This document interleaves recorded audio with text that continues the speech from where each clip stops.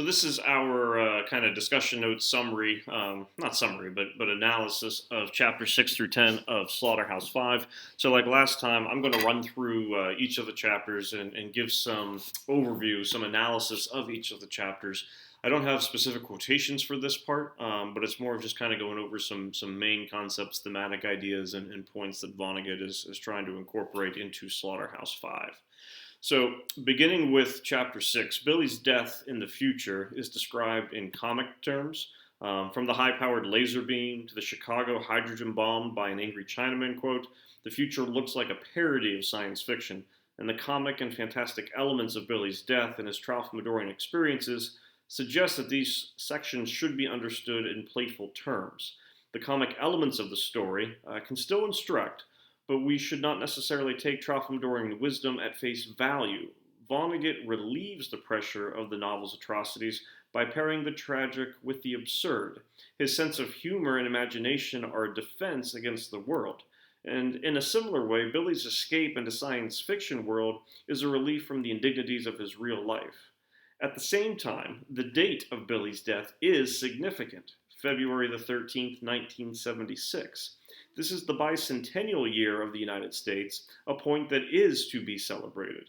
But the events of the book shine a darker light upon the progress of the nation. For Billy, February 13th, 1976 is his physical death. However, take note that the date parallels the bombing of Dresden on February the 13th, 1945. Surely this marks the psychological decline of Billy and to an extent Vonnegut. So it is fitting that he physically dies on the same date as he psychologically lost himself. Billy does not mean to be disrespectful when he dresses himself in the curtain and boots from the Cinderella play. He is cold and needs better shoes. He is also in a real state mentally. The surgeon who scolds him has a certain conception of war and one that has its merits. War is about the loss of human life and must be dealt with respectfully. Billy should represent his country. War is not funny. But Vonnegut's depiction of war seems at odds with the surgeon's comments and points out some of the problems with the surgeon's point of view. In the Poetics of Aristotle, Aristotle defines comedy as art in which people are worse than they are in real life. Worse in this case means sillier, more stupid, base. In these terms, war is a sick comedy on a grand scale. As Vonnegut depicts it, war is darkly humorous. Billy is a buffoon, but his ridiculous costume is no worse than the millions of other undignified things that happen in wartime. It is no more ridiculous than the British offering Americans a huge feast after they've been deprived of food for days, resulting, of course, in everyone getting diarrhea. It is no more ridiculous than pathetic Paul Lazaro threatening men with death, or poor Edward Derby surviving the Battle of the Bulge, only to be shot for stealing a teapot. And we already know that Vonnegut is skeptical of the idea of representing one's country. The British behave in ways that the surgeon might respect, but there is something bombastic and hollow about their high spirits. They have hoarded food while the Russians around them starve. They call the Americans weak and dirty when these same American troops have just come in from some of the worst fighting of the war in Western Europe. In all of this, Vonnegut points out how easily human dignity can be taken away. And he also questions the idea of dignity itself and its place in conventional war narratives. Dignity has many forms, and some of these forms are of questionable value. Irony saturates the circumstances surrounding the American POW camp in Dresden. They are told before they go that Dresden has no significant industries or military force, and so it will not be bombed. They expect to be safe. They are also staying at a slaughterhouse, but ironically, the POWs and their guards are some of the only people who are going to survive the bombing. For Chapter 7, one thing to take note of is that Chapter 7 is very short, and the plane ride gives Vonnegut an opportunity to criticize the bigotry of Billy's father-in-law. The old optometrist loves the songs mocking the Polish, but Vonnegut follows the event with the execution of a real Pole.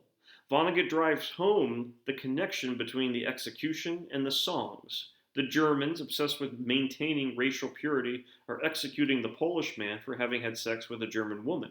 Although bigoted songs and hate-motivated murder are two drastically different things, Vonnegut puts the two events right after each other, suggesting that there is a significant connection between these different forms of hate. Billy's memories of Dresden before the bombing are gentler than many of the other memories of the war. The moment when the three men stumble into the room with naked women is humorous and also beautiful. It is completely innocent. Edgar Derby is an old man with a wife, and Billy and Werner are two boys who are too awkward to be threatening. Neither of them has seen a naked woman before, and Vonnegut creates sympathy for the people of Dresden. The girls are refugees who have lost their homes to bombing in the nearby city of Breslau. They have survived only to die here in Dresden. Werner is an innocent, unsuited for war as Billy, and Vonnegut emphasizes the connection between all men by mentioning that Billy and Werner look like brothers. He also says that the two boys are actually cousins, something that they never learn. The time in Dresden is peaceful. The war here is not about glorious battlefield exploits. Instead, we watch the POWs survive as best they can, sneaking tastes of vitamin-enriched syrup. The syrup becomes a symbol of longing for simple pleasures, simple happiness. The POWs work in a factory surrounded by the sweet substance, and to get a taste of it, they have to steal small spoonfuls of it. Edgar Derby's tears are enigmatic. Is he crying because he's been reduced to stealing from a supply of syrup intended for pregnant women? Is he crying because as a POW, so much has been taken from him and the simple pleasures of the syrup remind him of pleasures he used to take for granted? In Chapter 8, before Derby's heroic condemnation of Campbell, Vonnegut points out that his book has no characters, and most of the people in the book are too sick and tired to really have confrontations with people. One of the war's effects, Vonnegut says, is to discourage people from being characters. His theme of narrative and anti-narrative is here again. The people of this novel are not heroes. They are subject to incredible forces much larger than themselves, and there is another key theme emphasized by Vonnegut's play with narrative. Finally, we are at the destruction of Dresden. Although Billy often seems to bounce through life, at key points he shows the signs of serious damage. The barbershop quartet, the same one that will die on the plane, makes Billy remember the destruction of Dresden. A sentimental song about a gang of friends, like the gang incidentally of which Billy has never been a part, makes him think of the four guards looking out on their destroyed city. This is not a jump through time. This part is memory. There's a connection between the Tralfamadorian concept of time and memory, and in a real sense, memory means that events in the past do continue to exist. Here, we do not see the man unnerved by a song, and the memory is as real as a time leap. The Tralfamadorian concept of time may teach us more than their pain-avoiding philosophy. According to the alien view, massacres that happen are always happening. Time's passage cannot get rid of them. Although Billy and the aliens choose to try to take comfort from the always existing qualities of events, Billy's near breakdown and the return of his memories of Dresden suggest that things are not always so easy. Atrocities cannot just be ignored. What kind of hero is Billy? What are we to make of his passivity, his total acceptance of events? Is this wisdom, or is this the shirking of responsibility? He survived the worst massacre of European history, but he has raised a son who is involved in a continuous series of massacres in Vietnam. When Billy comes to the hospital and sees his son there, he simply closes his eyes again. Is it because of the injuries, or because his son represents something he would prefer not to look at? One of those things that the Tralfamadorians taught him to ignore. Vonnegut gives us very little sense of how Billy worked as a father or a husband. In the interactions, we see he is almost completely passive. In his final conversation with Rumford, he agrees with the professor's conclusion. Dresden was necessary. Although their reasoning is different, the conclusion is the same. Is this kind of complete acceptance healthy? As stated before, Billy's time travel and the fixed nature of fate means that heroism becomes impossible. Vonnegut attacks the concept of heroic manhood in other ways. Pay attention to Rumford, an arrogant and uncompassionate old man married to a girl young enough to be his granddaughter. She is a trophy. The professor has taken a wife just to reinforce his claim to being a Superman. But Rumford is totally devoid of compassion, and, like the Tralfamadorians, he is strangely selective in the writing of his history. The excerpts in his own books indicate that Dresden was unnecessary, but he seems to have reached the opposite conclusion by the time he is talking to Billy. And for days he ignores Billy, unwilling to change his view of Billy as a repulsive and useless person. But Vonnegut clearly wants the reader to view Billy with sympathy. The epigraph links Billy to Christ as Billy's sense of his mission to spread the truth about time. Earlier in the book, Vonnegut talked about the problems with Christ as seen by Kilgore Trout. The Gospels only teach that it is wrong to kill someone if he is well connected. In a Kilgore Trout novel, an alien brings a new gospel, and in it, Christ is not God's son. He is just, quote, a bum. And after his execution, God adopts him. Billy, too, is a bum. He is unheroic, weak, and passive. But the characters that despise him for these traits often come off far worse than Billy. Vonnegut also makes Billy his own double. In chapter 1, Vonnegut says that in the war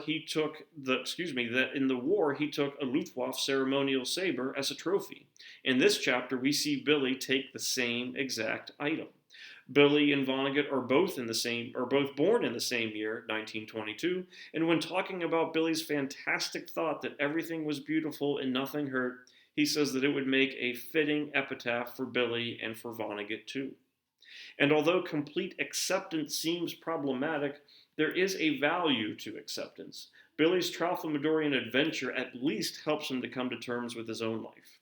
He treats everyone with courtesy, even those who despise him. He does not cast blame on anyone for anything. These behaviors provide some lessons, but they are not the only part of the truth.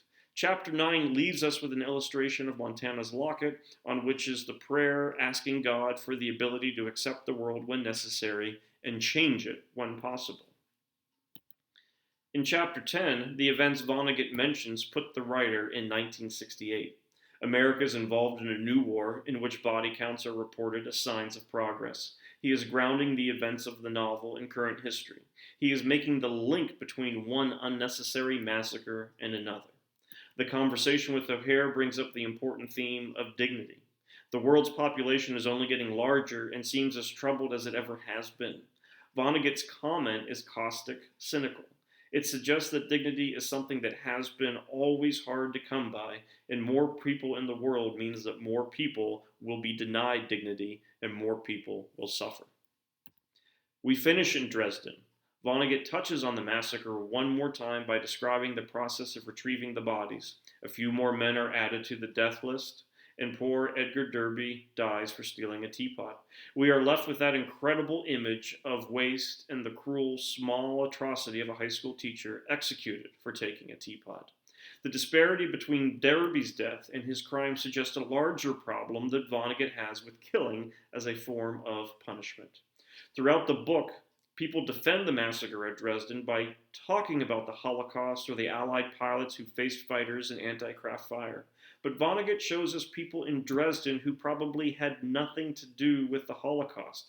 There is awkward Werner Gluck, as unfit for war as Billy, the old war widow who complains that all the real soldiers are dead, the teenage girls who survive one bombing only to die in the next. And Vonnegut leaves us with a dual image. It is May, the time of the war's end, and also the time for the renewal and rebirth of springtime. But Billy and his friends are still finding reminders of death.